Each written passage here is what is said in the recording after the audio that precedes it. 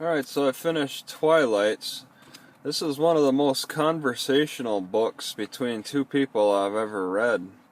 You're invited in on how they just, Bella conversates with Edward, and you follow the journey as she discovers his dark secrets, and it's interesting.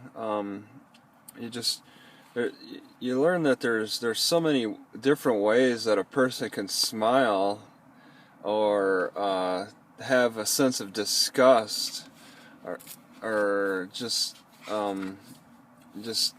being uncomfortable. There's so many descriptions, so many situations as they're just talking back and forth. He is like, he didn't want to bring her in to his world. He's hesitant, and you get a strong sense of that throughout the whole book until the very end. It's just he didn't want her, in his world, and so he was really, but he was fascinated by her too, just as she was fascinated by him. She willingly was ready to enter into his world, and she wanted to discover him, and just throughout the whole book, she just kept talking about how beautiful he is, and all that, and everything he did, his smiles, his scowls, his serious looks, and all that. She was just she was really into him, and he was into her, but because of his vampirism, he just wanted to push her away. He wanted to keep pushing her away, and yeah, it's not really believable, all these super strengths that he had. It's really definitely a fantasy left up only to Stephanie Myers to conjure up.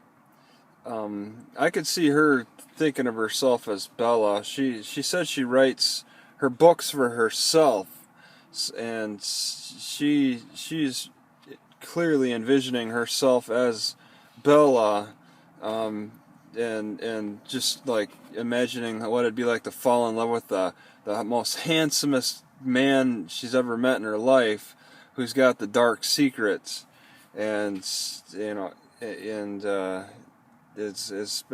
been difficult. I just kind of showed these pages.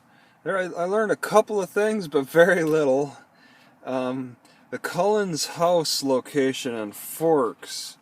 Now, I've been to Forks, and it's not too familiar. I'd have to take another look. It's over the bridge at the Kalawah River, which is Calawah River, Kalawah. Let's see, past a bunch of houses. So it looks over. I thought it said it looked over some other type of area, like the mountains or something. It's a ways past the Kalawah River, over the bridge at the Kalawah River. They drive through a misty forest on an unpaved road. See, where I thought it was, it might be different than where the book says it was. But yeah, overall, these vampires, I really appreciate the different twist on it, where they consider not consuming humans, but eating other animals for their blood, and they consider that being like a vegetarian. But it's not easy. It's not easy to be the vegetarian, because human blood is more desirable, but they had the willpower to only consume other animal blood instead.